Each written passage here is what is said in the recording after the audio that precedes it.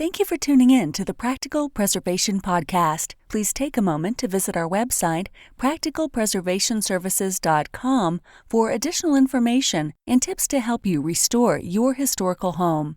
If you've not done so, please subscribe to us on iTunes, Stitcher, or SoundCloud, and also like us on Facebook. Welcome to the Practical Preservation Podcast, hosted by Danielle and Jonathan Kepperling. Kepperling Preservation Services is a family-owned business based in Lancaster, Pennsylvania, dedicated to the preservation of our built architectural history for today's use as well as future generations. Our weekly podcast provides you with expert advice specific to the unique needs of renovating a historic home, educating by sharing our From the Trenches preservation knowledge and our guests' expertise, balancing modern needs while maintaining the historical significance, character, and beauty of your period home.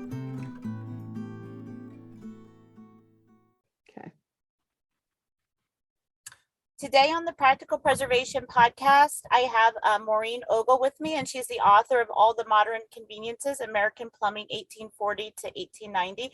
Maureen, thank you for joining me today. Thanks for having me. I appreciate it. Yeah. So tell me about your background. I am an historian and have been for 30 plus years. And the plumbing book started out as my dissertation and then turned into my plumbing book. So my perspective is entirely that of a historian. I don't do preservation. I don't really know that much about it, but I am an historian. Yes. And what drew you into history? I don't know. I don't know. When I was 30, I decided to go to college, and I think I just gravitated there and then made the truly weird decision to go to graduate school. I wasn't exactly sure what graduate school was, but I got the sense that if I was really interested in history, that's what I should do. Dive so deep. Yeah. I don't, I think looking back after all these years of doing this, I think this is the one thing on earth I was actually going to be reasonably good at doing.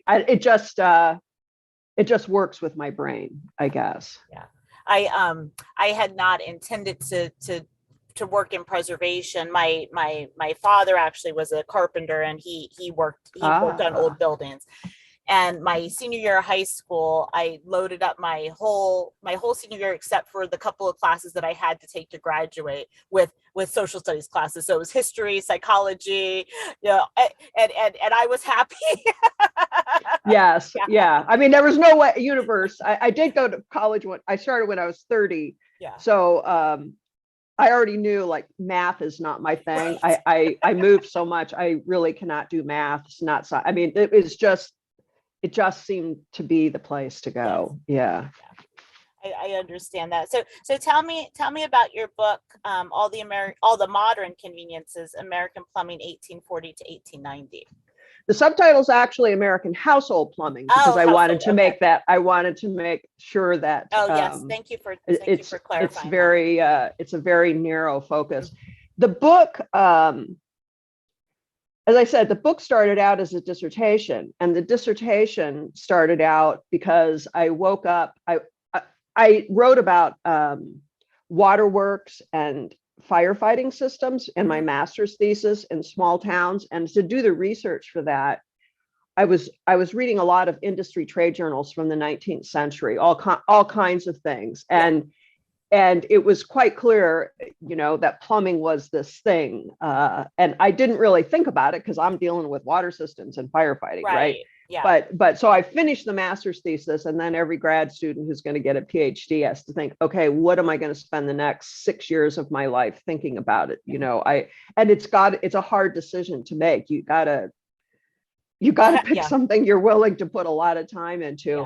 And one night I was sound asleep, and I woke up and sat straight up in bed and said, plumbing, I'm going to write a history of household plumbing for my dissertation. And I flopped back down and went right back to sleep. And in the morning, I remembered it. And that's where the idea came from. Yes. So I just started in. Yeah, that's sometimes those are the best ideas, but then if you fall back to sleep, sometimes you forget them.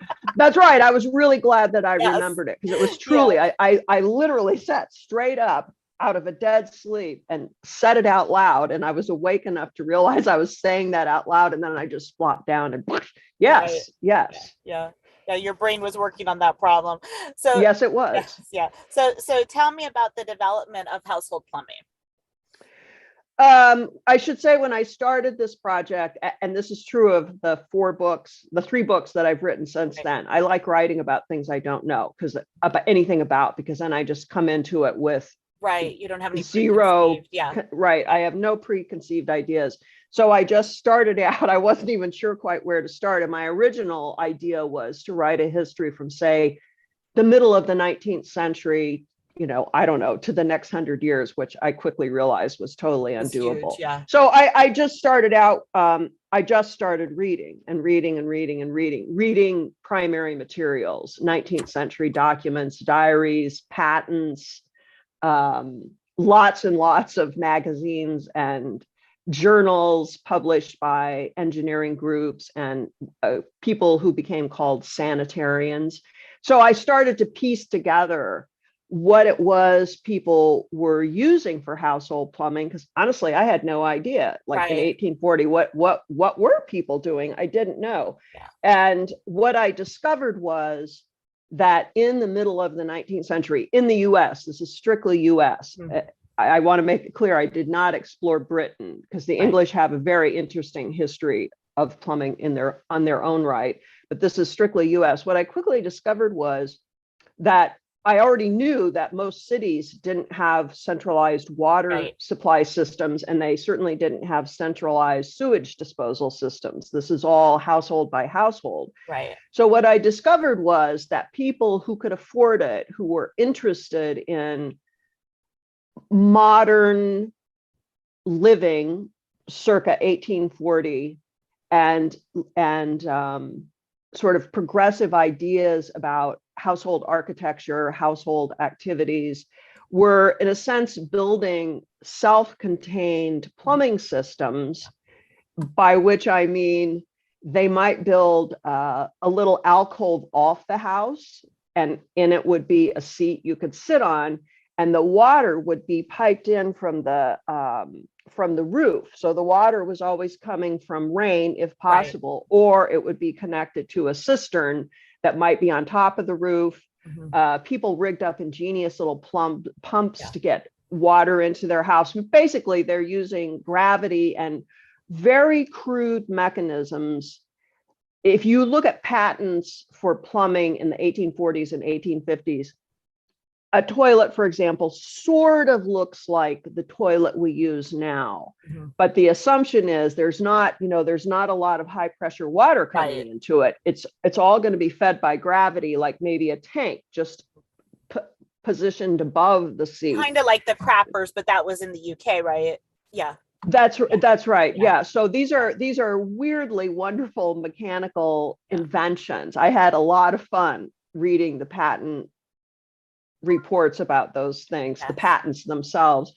And what struck me at the time was how all of this was really household by household. Not everybody had it. And there were very few ordinances about what you could do and what you can't do. Now, these days, and this has been true for the last 120 years, roughly, if you want to install some plumbing in your house today, there are pages and pages and pages of things that you have to do. You have to use exactly the right size pipe. You got to do X, Y, and Z. Well, there's no rules, because there's no ordinance. That you could pretty much do whatever you wanted. So the book, actually, if I remember right, the book only runs to 1870. I believe it's 1840 to 1870, because I realized that by the 1870s and starting somewhat in the 1860s, Americans really started to rethink management of water and sewage disposal. And they began, especially starting in the 1870s, to build the kinds of systems that we have now. So if we went into a house that had plumbing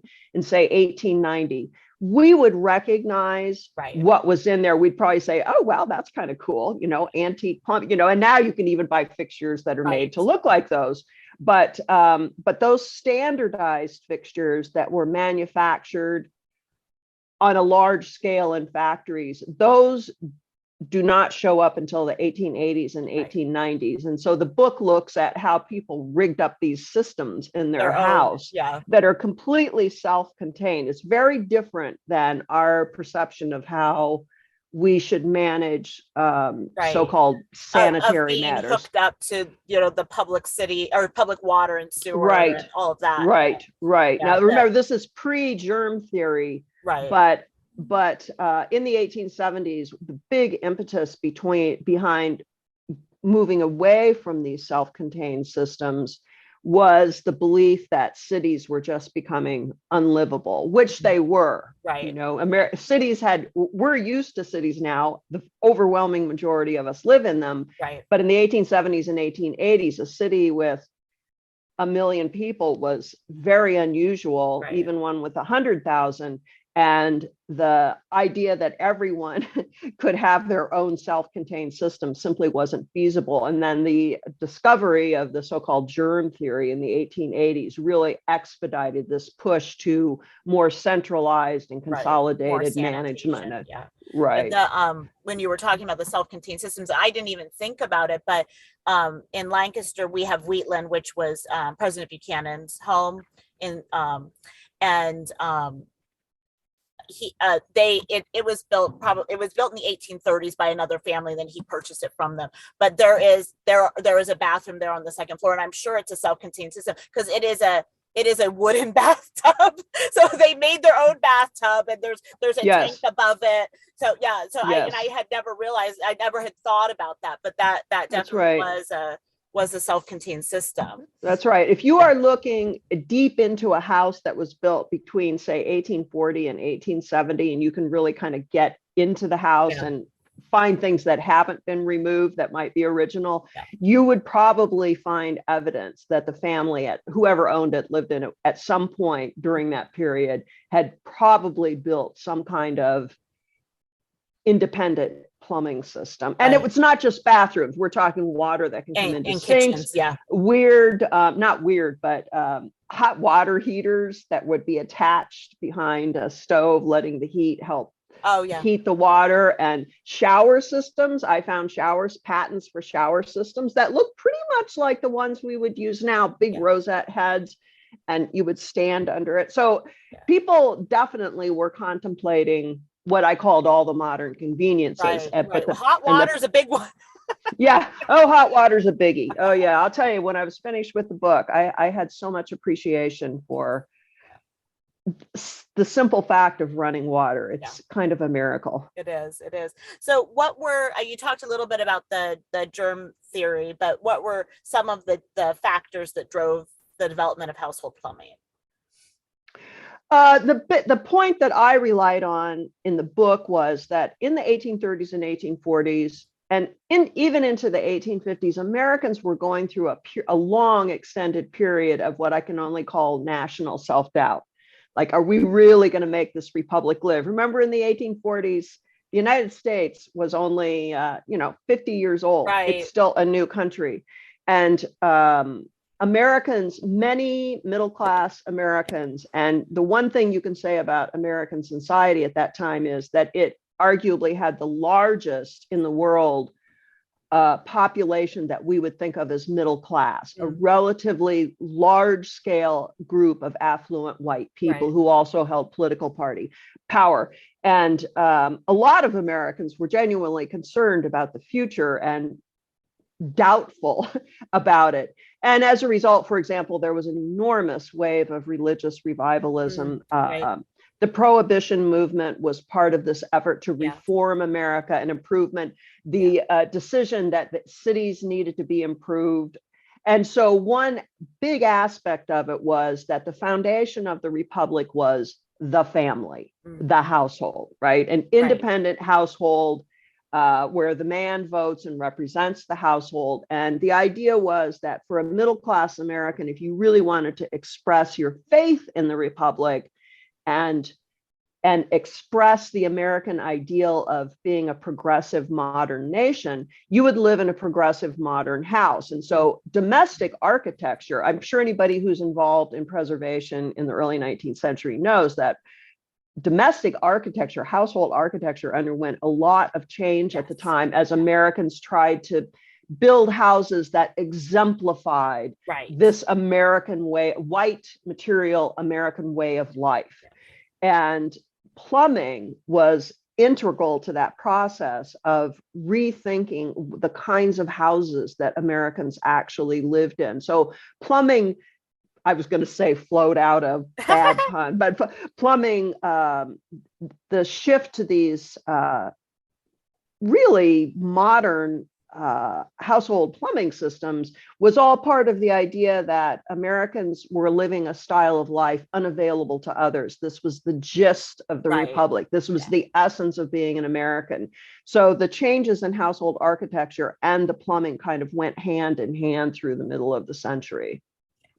Yeah, that makes sense. And the one thing from a preservation standpoint that we see are the colonial houses, the houses that were from the early 1800s. Usually the Victorians, in the later 1800s, they would want to put plumbing in. So then they would go in and cut the support beams. So now we're having to go in and fix those because they cut them to be able to put their bathrooms in. So, interesting. Yeah. But that was, you had to retrofit if those houses didn't have bathrooms, but they just didn't think about all and they didn't have running water. They didn't have the waste were either carried out or flowed out into a cesspool in the yard. So yes. So a lot of these houses, it's interesting. I spent a lot of time at I'm going to get the name wrong. I'm going to say not the New England Historical Society. That's not it. But in any case, in Boston, I'm drawing a complete blank on the name, but I spent a lot of time looking at architectural drawings because that's part of a strength of this collection. And I could see from the 1840s on, people who were building houses were not only emulating this new model of domestic household architecture, but they were building into the houses ways to manage hygiene, water supply, waste removal. But there's no blueprint for this. There's no municipal ordinances to speak of. So a lot of this, I think it would be interesting for someone to go back and look, especially in New England, where this was most visible, this energy, the sort of not New England, the northeastern quadrant of the US, which was the most urbanized part of the US, and where the big chunk of middle-class Americans live. It would be interesting to go back and find out more about the architects who were designing these houses, because it's clear that they've got, it's not clear where they're getting the ideas, but it's clear that these are funneling into the system of changing domestic architecture. Yeah, definitely. That would be interesting to look at, because that was probably about when things start to get more standardized too, with architects actually designing buildings, not just, a farmer going out and building a structure. That's right. There was a certain amount of standardization, which increases dramatically after the 1880s, because that is when municipalities began devising building codes, zoning laws. And so there's a lot of standardization going on, so that when you would go to finally plumb a house in, say, the 1890s, everybody had the same sense of, you have to do this, and you got to do this, and you got to do this. This is what works. We're not inventing it. Right. This is what works. This is what works. Yeah. So how did the development of water supplies and wastewater management technology influence household plumbing? Oh, it was enormously influential, because as Americans, urban Americans, again, particularly in the northeastern United States, began confronting growing urban populations and the big mess that was coming with it. Oh God, sorry. This always happens. Just ask me centralized water. Yes. So what especially from the 1880s on, there are limited steps in the 1870s toward this, but in the 1880s, city after city began adopting this. They weren't exactly identical codes, but they were all quite similar. And there, by that time, a group of professionals had also claimed expertise in the area of plumbing, and they referred to themselves as sanitarians. Okay. And they were the ones who are thinking really hard about, how do you manage sewer gas? How loopy should the pipe be that will block the sewer gas? Do you need vents on the roof? So you've got this group of self-appointed experts who are publishing professional trade journals. You could pick up any middle-class national magazine and read all about this stuff. People were fascinated by it. But the move to centralize water supplies and sewage meant that these household systems, they're done for. They can't be used anymore, because now now the inside of your house is going to be connected to this municipal authority outside. And the ideas of the sanitarians and the requirements they drew up for these are what governed household plumbing after from the 1880s on. Literally you could no longer build your own self-contained system. Did you talk at all about or research at all about like the combined sewer systems? Like that's what we have in Lancaster, do you know? So that's like, when we have a big rainstorm, our sewer dumps into our river too, because the two systems are combined, because that was the way that they built them. So we get fined from the EPA. Every time it happens, we get fined from the EPA. So that's one of those infrastructure things that need to be updated. But I didn't know if that was, I think it was fairly common on the East Coast. Yeah. Yes. At that time, I think many of us would probably be shocked by the sewage control systems, to be honest, because how to deal with a mass of human waste, to say nothing of waste from just fixing and eating meals, all of that stuff on a grand scale. It had to be figured out. These are people who are doing trial and error. And after I finished this book, when I was still in graduate school, I went on to do some more research. And by the turn of the century, especially in the 1890s and the first decade of the 20th century, cities were experimenting with all kinds of, some of them truly bizarre ideas, like a central pneumatic pipe that you would open a flap and everything would just shoot into the central. Yeah. And like a garbage, not like a garbage disposal, like the garbage chutes. Yes. Like a garbage chute in a New York City high rise. Right. Yeah. Exactly. Except it would be pneumatic. So people are really thinking hard about how to manage urban waste, the idea of burning things instead of dumping them or putting them on the barge and just taking them pretty far out into the bay and dumping them somewhere. That Americans thought hardest about that in that 30-year period from about 1880 to maybe 1920. I guess that's 40 years. And this was global, I should add. By this time, cities in South America, in Europe, Britain, they are all getting on board with this. So there's this big international group of experts. Again, they're self-appointed, but they have accumulated a pretty big body of knowledge. Engineers who worked in this, that is a new field, the idea of water engineering, on this scale and for urban purposes, as opposed to, say, a big Roman aqueduct. I mean, these are, they're some of the ideas. When I looked back, I thought, well, that's pretty funny, but you can see that people are thinking hard about how are we going to deal with this? The toilet, for example, had to go through a whole bunch of refinement once there was a lot of pressure. When you flush your toilet now, it works because there's a lot of pressure, right, from a huge water tower. So everything had to be rejiggered, and it took a while. We have not changed very much of it since then. It's not I don't know how ecologically efficient it is or environmentally efficient. I don't know, but it hasn't really changed very much. The basic mechanics are the same. Yeah.